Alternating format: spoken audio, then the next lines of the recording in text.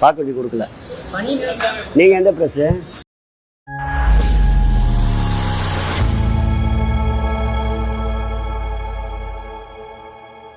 அனைவருக்கும் வணக்கம். சேகர் பாபு என்னங்க சொன்னாரு? வாக்குறுதி கொடுக்கலையா? திமுக ஆட்சிக்கு வந்தா தூய்மை பணியாளர்களுக்கு நாங்க இதெல்லாம் செய்வோம்னு சொல்லி வாக்குறுதி கொடுக்கல அப்படின்னு தானே சொல்லியிருக்காரு. 2021 இவங்க தேர்தல் வாக்குறுதி அப்படின்னு சொல்லிட்டு ஒரு 525 கொடுத்தாங்கல்ல, அதுல இந்த தூய்மை பணியாளர்களுக்கு என்ன சொல்லியிருக்காங்க அப்படிங்கிற விஷயத்த நான் உங்களுக்கு டிஸ்பிளே பண்ணியே காமிச்சிடுறேன். அதுக்கப்புறம் அவர் சொன்னது உண்மையா பொய்யான்னு நீங்களே புரிஞ்சுக்கோங்க. தூய்மை பணியாளர்கள் நலன் அப்படின்னு சொல்லிட்டு அந்த டாபிக்ல நிறைய சொல்லியிருக்காங்க தூய்மை பணியாளர்களுக்காக. அதுல 285வது வாக்குறுதி என்ன அப்படின்னா, ஊராட்சிகள், அரசு பள்ளிகள், அரசு மருத்துவமனைகள், அரசு மாணவர் விடுதிகள், நகராட்சி, மாநகராட்சி, பேரூராட்சிகளில் ஆகியவற்றில் பணிபுரியும் தூய்மை பணியாளர்களின் பணி, ஊதியம், ஓய்வூதியம் போன்ற கோரிக்கைகள் உடனடியாக நிறைவேற்றப்படும் அப்படின்னு இவங்க 2021 இவங்க தேர்தல் வாக்குறுதியில தான் சொல்லியிருக்காங்க. பட் இப்போ சேகர் பாபு வந்து நாங்க சொல்லவே இல்லை அப்படின்னு ஒரு பெரிய பல்ட்டியா அடிக்கிறாரு. இது மட்டும்தான் திமுக எதிர்கட்சியா இருக்கிறப்போ இதே மாதிரி விஷயங்களை மட்டும்தான் தூய்மை பணியாளர்களுக்காக இந்த வாக்குறுதி மட்டும்தான் கொடுத்தாங்களா அப்படின்னா, இதை தாண்டி ஸ்டாலின் அவர்கள் ஒரு பெரிய பிரச்சாரமே செஞ்சிருக்காங்க. தேர்தல் வர்றதுக்கு கொஞ்ச நாளைக்கு முன்னாடி ஒரு அறிவிப்பு அப்படிங்கிறதே வெளியிட்டு இருக்காங்க. என்ன அப்படின்னா, தூய்மை பணியாளர்களுக்கு அதிமுக ஆட்சியில இவ்வளவு பிரச்சனை இருக்கு, நாங்க வந்தா இதை சரி செய்வோம், இப்படி எல்லாம் செய்யாதீங்கன்னு சொல்லிட்டு வெளியிட்டு இருக்காரு. அதையும் நான் டிஸ்பிளே பண்ணியே காமிச்சிடுறேன். 19/1/2021 இன்னைக்கு இந்த கடிதத்தை எதிர்கட்சி தலைவர் MK ஸ்டாலின் அவர்கள், அப்போ எதிர்கட்சி தலைவரா இருந்தாங்க இல்லையா, அப்போ எழுதியிருக்காங்க. யாருக்கு எழுதியிருக்காங்க அப்படின்னா, திரு ஆணையர் அவர்கள், பெருநகர சென்னை மாநகராட்சி சென்னை, அவங்களுக்கு வந்து இவங்க வந்து தூய்மை பணியாளர்களுக்கு ஆதரவா ஸ்டாலின் எழுதின கடிதம் இது.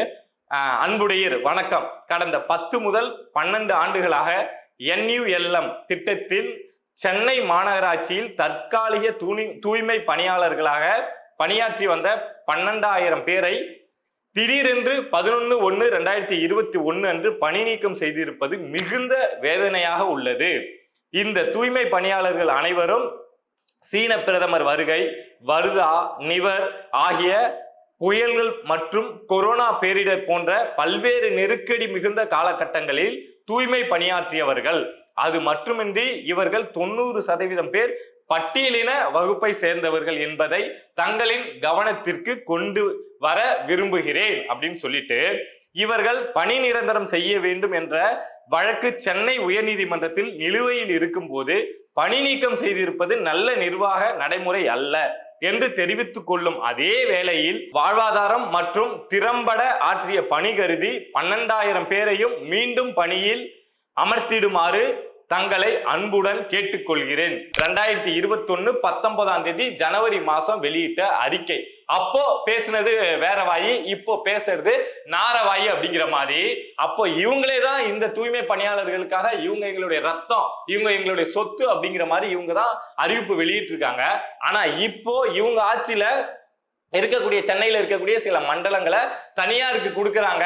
அதை கொடுக்காதீங்க, கொடுத்தா எங்களுக்கு பணி நிரந்தரம் கிடைக்காது, போதிய சம்பளம் கிடைக்காது, எப்ப வேணாலும் வேலையை விட்டு தூக்கிடுவாங்க அப்படின்னு சொல்லிட்டு தான் இப்போ இந்த தூய்மை பணியாளர்கள் வந்து 7, 8 இன்னையோட 9வது நாளா போராட்டம் அப்படிங்கிறது நடத்திட்டு இருக்காங்க.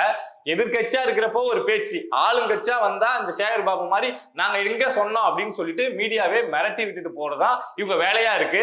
நேத்து ஏன் சேகர் பாபு வந்து இவ்வளவு கோபமா இவ்வளவு ஆக்ரோஷமா இருந்தாரு அப்படின்னா, உண்மையாலுமே தூய்மை பணியாளர்கள் வந்து நேத்து சேகர் பாபுவை வச்சு செஞ்சு விட்டாங்க. இவர் வந்து பேச்சுவார்த்தையில போயிட்டு ஏதாவது மிரட்டினா பயந்துருவாங்க, எல்லாம் கஷ்டப்படுற மக்கள் தானே, நம்ம வாய்ஸ் அப்படியே அதிகமா பேசணும் அப்படின்னா பயந்துருவாங்க அப்படின்னு தான் நேத்தி தூய்மை பணியாளர்களுக்கும் சேகர் பாபு டீமுக்கும் இந்த பேச்சுவார்த்தை அப்படிங்கிறது முடிவு செய்யப்பட்டது. இந்த பக்கம் வந்து சேகர் பாபு டீம்ல வந்து மேயர் பிரியா, துணை மேயர், மாநகர ஆணையர் இவங்கெல்லாம் இருந்தாங்க. இந்த பக்கம் பாத்தீங்க அப்படின்னா தூய்மை பணியாளர்கள் இந்த போராட்டத்தையே யார் எடுத்து நடத்துறாங்க அப்படின்னா, உழைப்போர் உரிமை இயக்கம் அப்படிங்கிறவங்க தான் இந்த தூய்மை பணியாளர் அந்த குரூப்ல இருக்கக்கூடிய இந்த இயக்கம் தான் வந்து இந்த போராட்டத்தை எடுத்து முன்னெடுத்துறாங்க.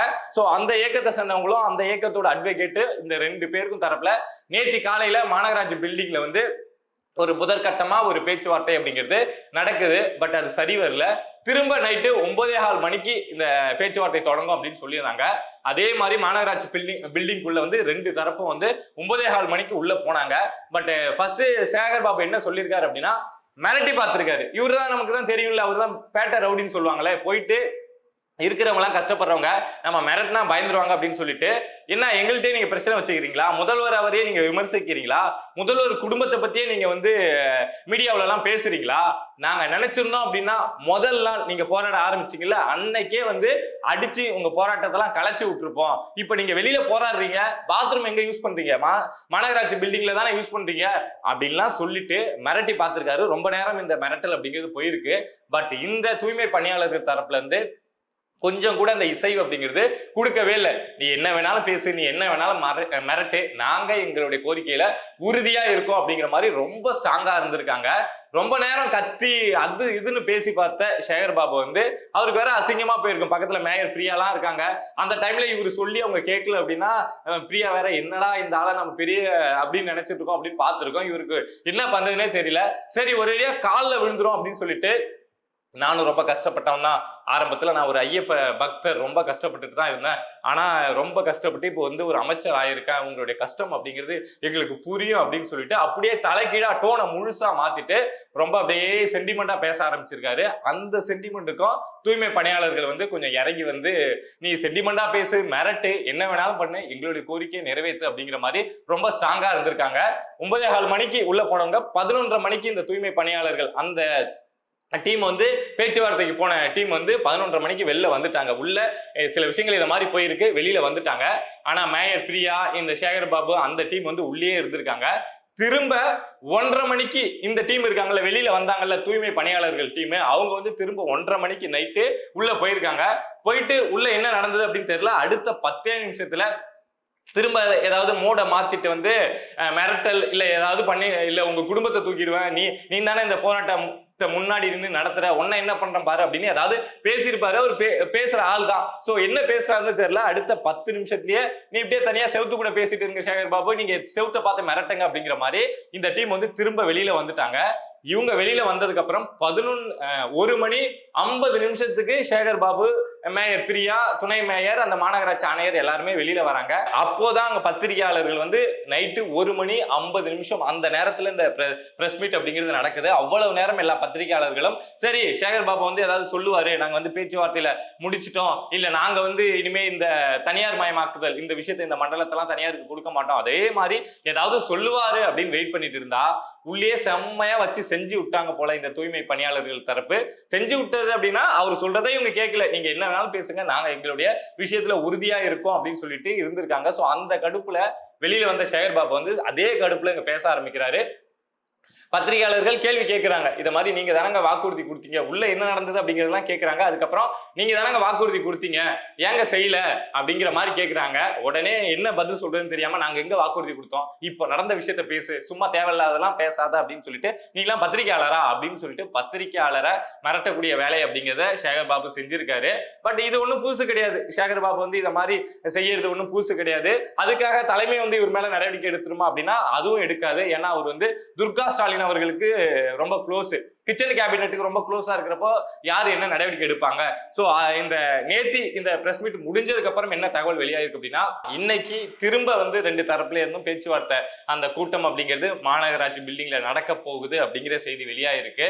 பட் இதுல எந்த தரப்பை காம்ப்ரமைஸ் பண்ண போறாங்க அப்படின்னு தெரியல.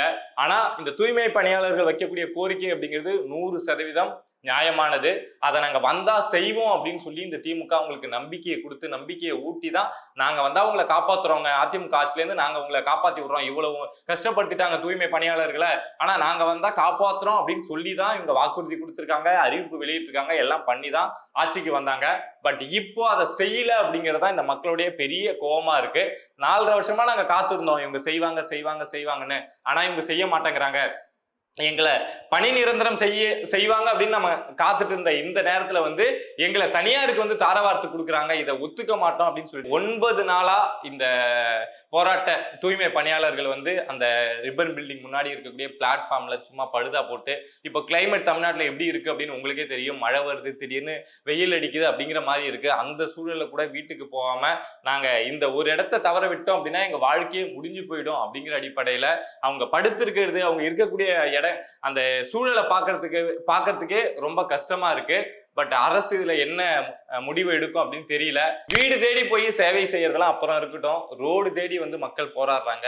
அவங்க என்ன சொல்றாங்க அப்படிங்கிற விஷயத்த கொஞ்சமா காது கொடுத்து கேளுங்க. சோ இன்னைக்கு தூய்மை பணியாளர்கள் கூட அந்த பேச்சுவார்த்தை ஏதாவது நடந்தது அப்படின்னா என்ன நடந்தது, ரிப்பன் பில்டிங்குள்ள என்ன போச்சு அப்படிங்கிற விஷயத்த நான் உங்க கூட வந்து ஷேர் பண்றேன். இத மாதிரி சமூகத்துல நம்மளை சுத்தி நடக்கக்கூடிய விஷயங்கள், அது எதுவா இருந்தாலும் அரசியல் சார்ந்த விஷயங்கள் இல்ல மக்களுக்கு எதிரான விஷயங்கள் எதுவா இருந்தாலும் நீங்க தெரிஞ்சுக்கணும் அப்படின்னு நினைச்சீங்கன்னா மறக்காம பிரபா டாக்ஸ் சேனலை சப்ஸ்கிரைப் பண்ணி சப்போர்ட் பண்ணுங்க. நீங்க இருக்கீங்க அப்படிங்கிற நம்பிக்கையில தான் நான் இங்க உட்காந்து பல விஷயங்கள் எடுத்து பேசிட்டு இருக்கேன். சப்போர்ட் பண்ணுவீங்க அப்படின்னு நம்புறேன். மறந்துடாதீங்க. நன்றி.